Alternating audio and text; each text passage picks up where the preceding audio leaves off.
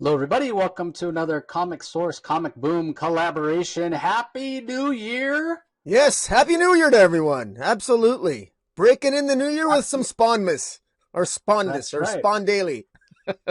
Yeah, there's so many. We had so many different things we were going to call this. Who knows? We may change it. We may change the logo at some point, the graphic. Because we talked about like you're the dog, you're the rat, you're the spawn.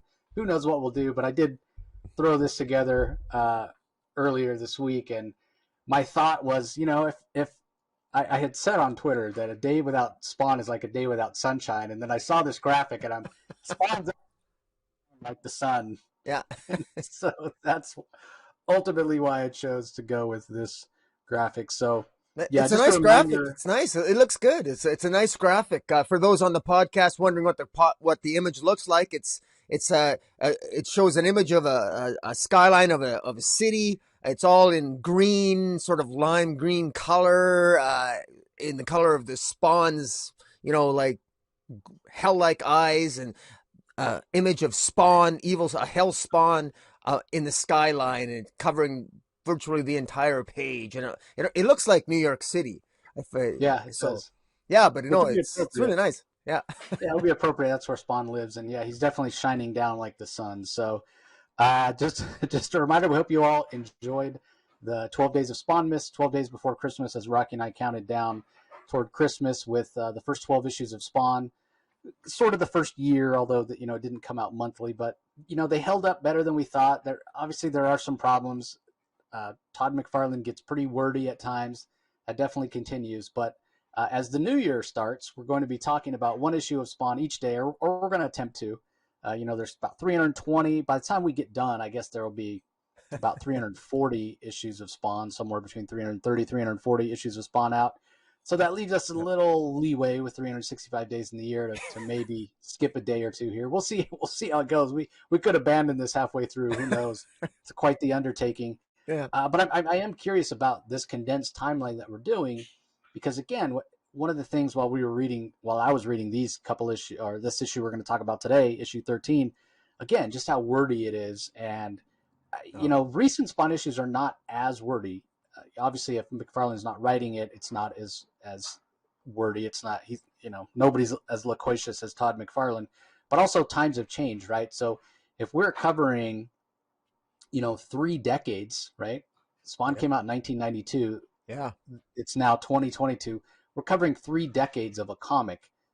Times change, the aesthetic changes, and so I'm curious, covering 30 years of a specific comic in one year, will we notice the shift as the society changes, and aesthetics change and taste change, and comics medium itself changes? Will we notice that, Yeah. or will it be subtle enough that we It's won't? that's a really good point, and that's actually one of the things that, not just reviewing the issue, the comics themselves, but actually just seeing the reflection of pop culture, if it's reflected in the comic book. Because one of the things which it's actually one of the things that's been talked about from time to time, and not to ruffle feathers or bring up politics, but when we talk about pop culture and we talk about politics in comics, frankly, there's a lot of politics in these first 13 issues of Spawn. I mean, there's politics. There's different news broadcasts. There's conservative views, liberal views. Spawn actually utilizes literally actual CNN news broadcasts, and there is absolutely politics in here about homelessness, displaced persons, about the military. I mean, there's political commentary here if you're really looking for it. And it's actually a very interesting point that if Spawn was coming out today, 30 years later, I wonder if it would have been immune. I doubt it would have been immune from inevitably some comment about its political content, even though really back in the day, this was just awesome. This was just awesome, kick ass, crazy Todd McFarlane art where Spawn is doing kick ass things and, kicking ass and taking names. And it was a different time back then in the 90s. That was only at the beginning of where really pop culture really took off to what we know it today. So it's going to be interesting to see, like you said, Jace, how it's going to evolve. Excuse me, as we review these issues moving forward. Yeah, and to that point, like, beyond just the politics, like you're saying, pop culture, there is a school of thought, and I have heard some comic writers say you should never use slang, or you should use it very sparingly. You shouldn't make sort of timely references, to anybody in particular. And that's not how McFarlane does things, right? Like, Yeah. think back a couple of issues ago when we had Ross Perot basically show up Yeah. in a comic, because Yeah. it was 1992, and it was that presidential election with Pro and whatnot. And I guess the Flintstone reference, because of the whole Bad Rock Bedrock thing, and with Rob Liefeld and Hanna-Barbera and Bad Blood and what was going on there. I mean, the Flintstones are sort of timeless, so I guess that one still works. But Yeah. there are a lot of other pop culture references. And again, there's a school of thought in comics that says, don't put slang, don't put references to real world events, because it ages your book, and it doesn't make for evergreen content. But then there are Right. other comic creators who apparently don't care, or just ignore that rule.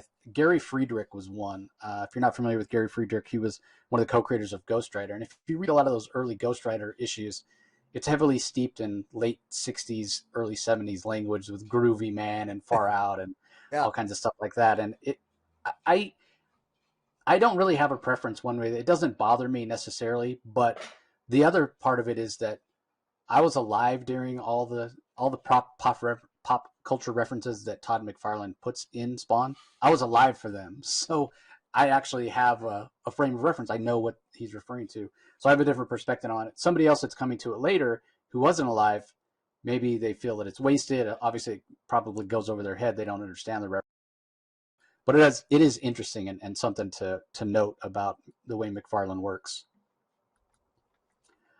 Okay, Yeah. so let's go ahead and dive into to issue number 13. We saw and we talked extensively about issue 12 and the reveal of Chapel from Youngblood, a Rob Liefeld creation. Um, he was responsible. He was the one that killed Al Simmons, and it was supposed to land with big impact and didn't. And Rocky and I both agreed that we felt it had a lot to do with the fact that the Al Simmons, the past of Al Simmons assassination, it hadn't really been fleshed out well. Like, a lot of the first 12 issues were focused on the storyline of Malebolgia and the Violator and Vindicator, and Al Simmons coming back as a Hellspawn, and so that's where the focus has been, and that's what we've cared about. We haven't been shown enough of the Al Simmons past, and the machinations with the covert group he was working with, to really be invested in that part of the story, to really care that it was his supposed friend Chapel that killed him. So it didn't necessarily land with the biggest impact. But in this issue, it's called Flashback Part 2. Again, story and art by Todd McFarlane, letters by Tom Orzechowski, colors by Steve Oliff and Ruben Rude, dedicated to George Perez. Very, very timely, as we're talking about this with the recent Perez news.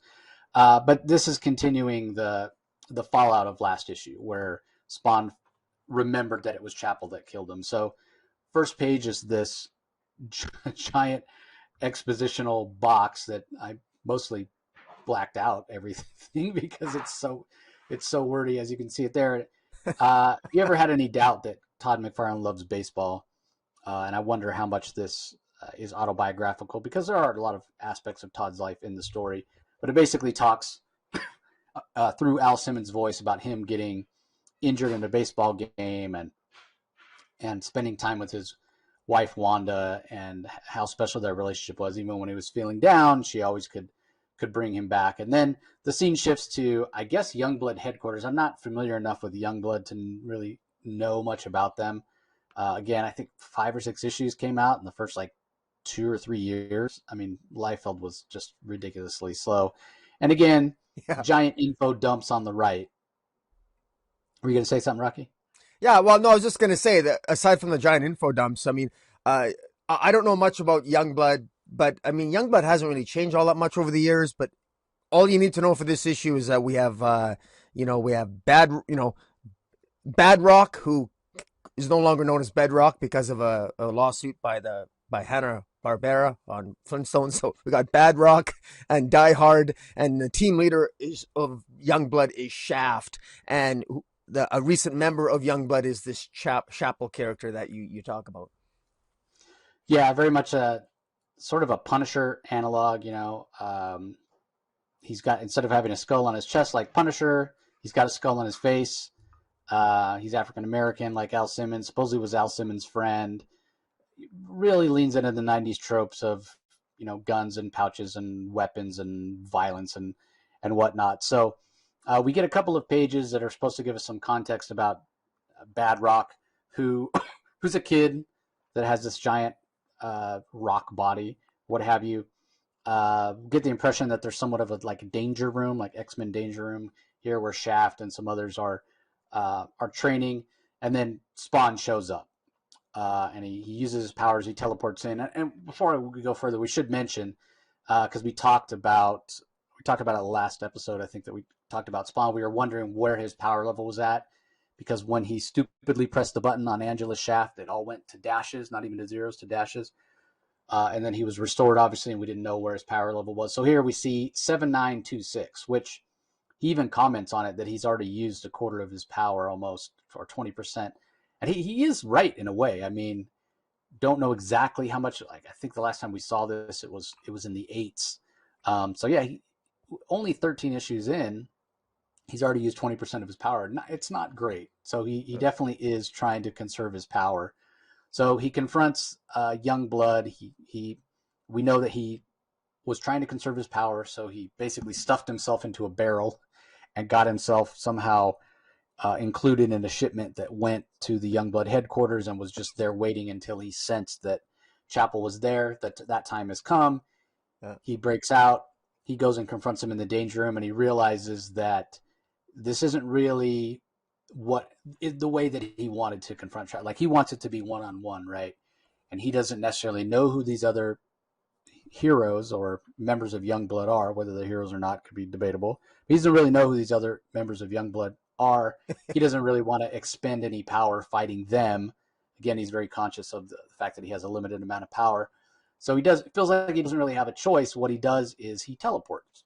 And he teleports not only himself, but Chapel as well. And when they disappear, the Youngblood guys kind of freak out and they say we need to track him. Apparently, all of the members of Youngblood have a personal guidance signal, which is kind of interesting. That the initials of that would be PGS, and it's what we probably think of as GPS, Global Positioning System. So I don't I Yeah. don't Todd probably just, hey, this sounds good, personal guidance signal. Um, Inadvertently uh, used the same initials, same acronym in a way. Yeah. But anyway, they won't have to go and track him down.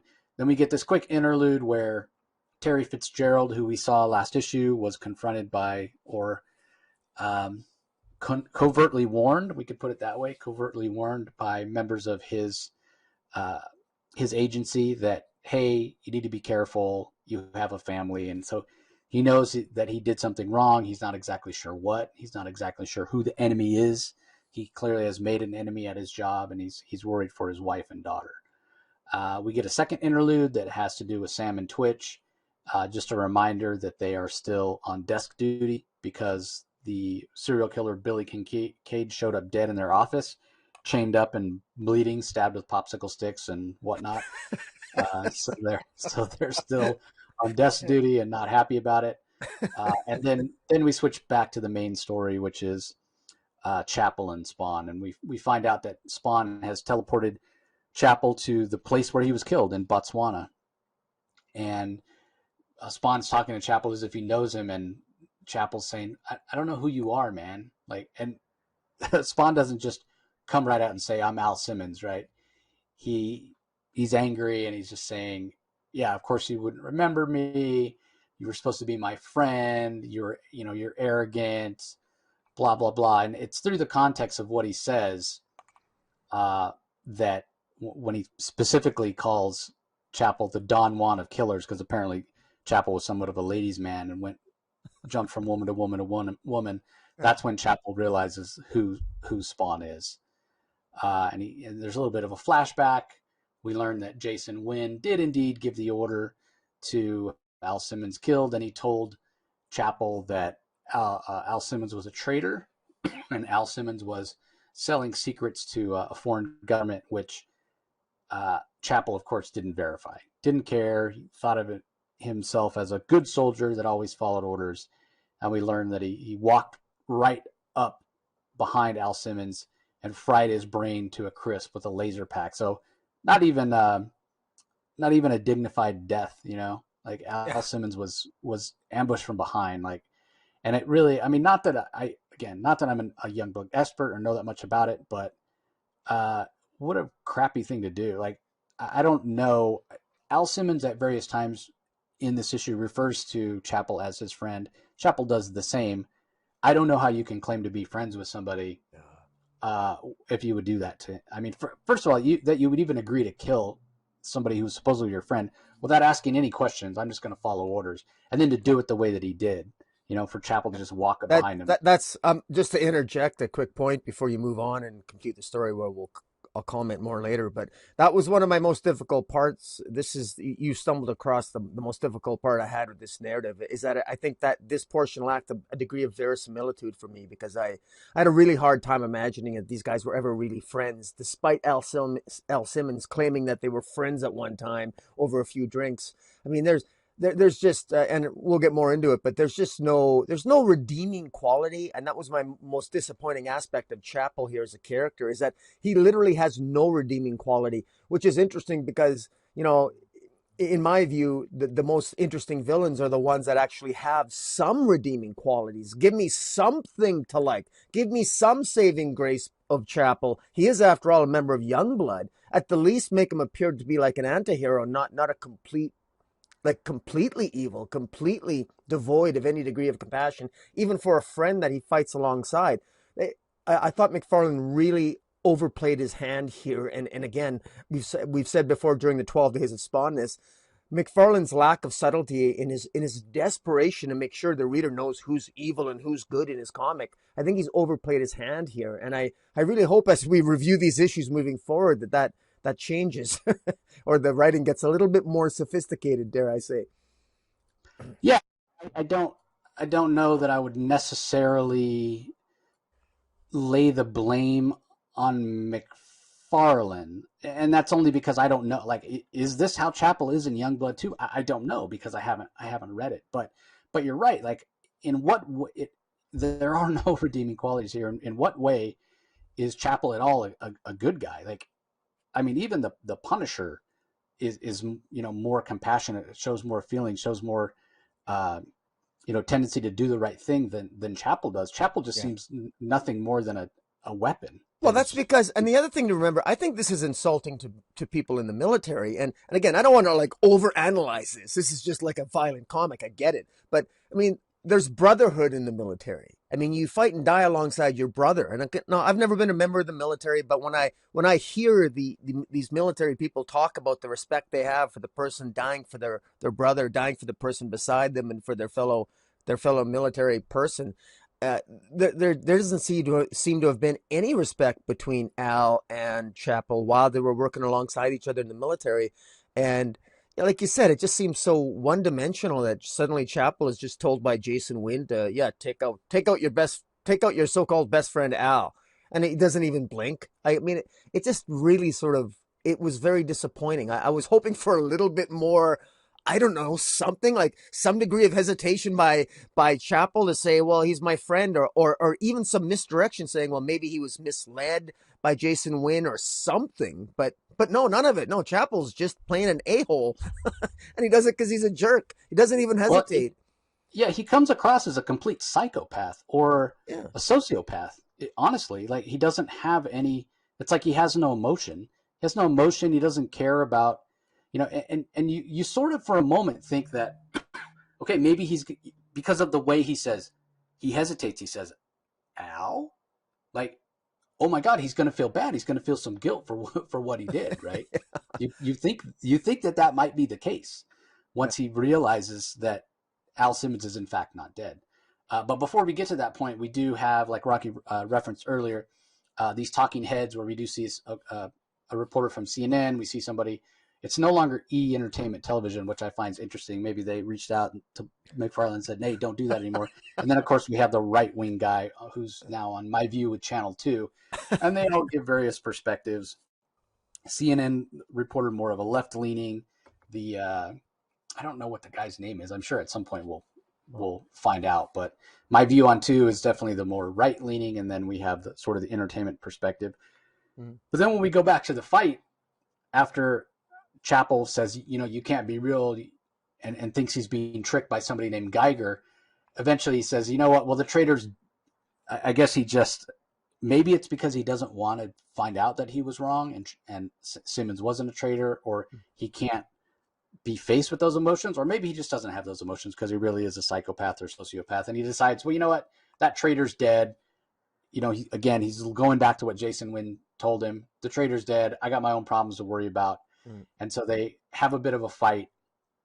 And what we learn is interesting, is that, Spawn basically says, I could kill you pretty easily, if I wanted. And we learn about Chapel having taken some sort of serum, apparently, that they were giving to his unit. And somehow the serum poisoned him with HIV, which was obviously a big thing back then in 1992, AIDS and whatnot. And we know that Al Simmons didn't take it because him and Wanda were trying to have a baby. But it seems that Chapel has accepted it, because he says, you don't scare me, Simmons. I killed you once. I'll do it again. So throughout the fight, maybe the way Al's fighting or whatnot, he recognizes the style. But he does seem to buy into the fact that this is Al Simmons. But again, he doesn't care that it is, So back to that no redeeming quality. The guy's either an a-hole, a psychopath, or a sociopath. But what's interesting is, although Spawn says, I could kill you. You'd be dead if that's what I wanted.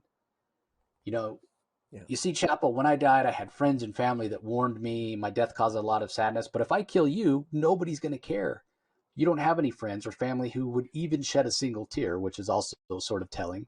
Like, the only thing you ever cared about was a bunch of one-night stands who didn't give a damn about you. That's all you've got. It's all you'll ever have, but I can fix that. And what he does is he decides in a way to do to Chapel what's been done to him. We know that his face looks like, pounded out hamburger. He can't transform his appearance to be a black man. He can only look like a blonde hair, blue-eyed Caucasian guy. So that's what he decides that's going to even the score, which is interesting, and we'll talk about that as well. So what he does basically is he scars Chapel. Chapel's mask is just that, a mask, or it's makeup or what have you, sort of a half skull. But what he does is he actually makes that permanent. He makes Chapel's face look like a skull. He's got these sharpened fang-like teeth. And it is also interesting that, because this is a pretty big change for the character of Chapel. We could argue about how important a character he is overall, or how important any of the Youngblood characters are, given the small amount of content that they have had over the years, thanks to Liefeld's terrible work ethic. But regardless of that, this is a huge change for the character of Chapel, and it happens not in a Youngblood comic, but in a Spawn comic. But he definitely makes him look pretty horrific, pretty demonic. And I don't know. I find it interesting. Like, I'm trying to understand the motivation for Al Simmons to do this, for Spawn to do this. Like, I get it in terms of, it seems to me that Chapel's pretty much a scumbag, and probably, like Spawn says, he doesn't really have anybody who cares about him and has somewhat of a miserable existence. So don't give him the easy way out by killing him. So I see that. But on the other hand, if Chapel truly is a sociopath or a psychopath and doesn't really have emotions, then it doesn't matter that you leave him alive. Yeah. And that his life is terrible, because he doesn't experience negative emotions anyway. He doesn't care. But I think part of me, though, I wonder, because it was established in earlier issues that the possibility that if you eliminate somebody even as horrible as Billy Kincaid, the serial killer that he killed, it's possible that Chapel will just be recruited by the devil, be recruited and be a member of the devil's army anyway. Just like Billy Kincaid was. And so it's almost like Spawn is trapped between, a rock and a hard place. Spawn is literally the enemy of God. He was told he's recruited to be the enemy of God. He's supposed to sort of like lead the devil's Malgia. What is it? What's the name again? Malabulge. Malabrogia's army. And here Malabrogia could just recruit Chapel if he killed Chapel anyway. So there's almost like a hopelessness. It's like, well, maybe it's better just for Spawn to punish them and give them like a living death or a living punishment while they're alive and not kill them, because the moment they die, they become arguably more powerful and an army and a soldier of the Devil's army or Malabrogia's army. So I'm not sure if there's no indication in the story that was part of Al Simmons' Spawn's thinking when he did that. Clearly, he was just, he wants to hurt. He wants to hurt Chapel. He wants to make a point. He wants to, and he wants to take away something that Chapel has, and that is his good look, so he can no longer, have his sexual escapades with all the women that he manipulates and has sex with. And, but no, it was so on the one hand, while this was a dated story in many ways in terms of pop culture, some of the pop culture references and what have you, it was interesting insofar as the revenge that he inflicted upon the person that ultimately killed him. It was a little surprising that he didn't kill him. On the other hand, given what Al Simmons has experienced and knows about the afterlife in the previous 12 issues, perhaps I can understand why he would just opt on just, tormenting a Chapel as he did. And I want to give a quick shout out to, I think it was fantastic dedication of George Perez at the beginning of this issue. How timely is it that we're reviewing this issue just when George Perez, I just want to give a shout out. CGC is having a private signing of George Perez. That was just announced, I think 2 days ago online. You can get a private signing with CGC comic books for George Perez, $75 an issue. And of course, the tragic news that George Perez, about him, of course, his cancer is slowly winning its battle on his life, and that's tragic. But how wonderful that that's how much of a legend George Perez is here, that at the beginning, that even 30 years ago, George Perez was enough of a legend that Todd McFarlane, who's a legend today, was giving tribute to the legend of George Perez 30 freaking years ago. Wow. And in any event, sorry for the digression, but I just wanted to if I can give a shout out to George Perez, I'll take advantage of it. Oh yeah, 100%. Definitely a legend. So yeah, I agree with you. I hadn't thought about that. That would, in Al's mind, probably be even worse. Like, what if I kill this guy? And not only is it helping out Malabulgia and his army by, bringing another really skilled soldier into the mix, but I might have to work alongside him once again, the guy that killed me. So yeah, let me scar him.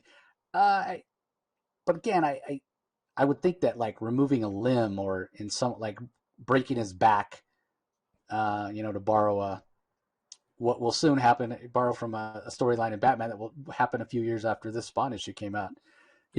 He's such an active guy, Chapel. He's that would have been more of a living death for him. But then maybe Spawn was worried about Chapel committing suicide. So anyway, I'm sure we haven't seen the last of this relationship. The fight was pretty epic. I think the art in this issue is pretty solid.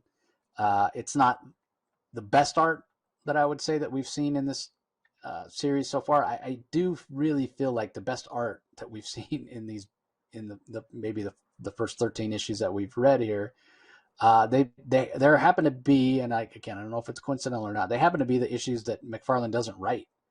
So I just sort of feel like maybe he had more time when he's not the one writing it to have the art shine. I just want the art. Go ahead. Yeah, I was just going to make a comment, like, because when we do these reviews, you block out all the dialogue.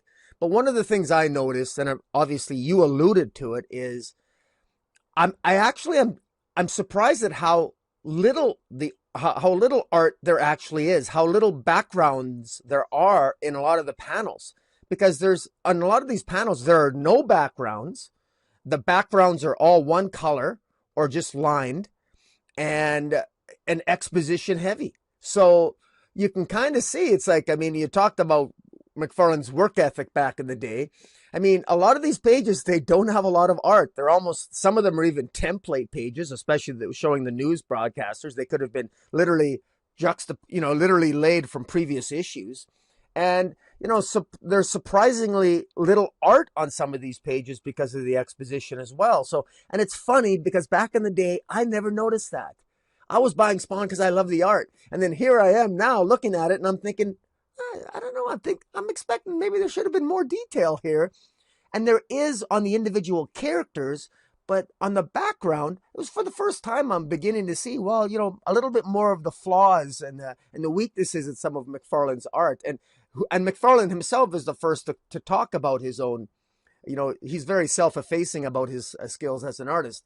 I think he's good, but you can definitely see some of his deficiencies in these early issues of Spawn as well, which is kind of ironic given that he was such an artistic powerhouse. Yeah, and the other part I always go back to during the early issues, the first, let's say, 4 or 5 years of Image Comics, was just how busy these guys were with things that didn't have anything to do with comics. They were taking Hollywood meetings. They, had meetings for merchandise, and it's hard to stay motivated and hungry when people are just throwing money at you left and right. And he was also building his action figure line too at the time, I believe. McFarlane. He was just, I believe in 92, 93, he was just starting his McFarlane Toys. Yep.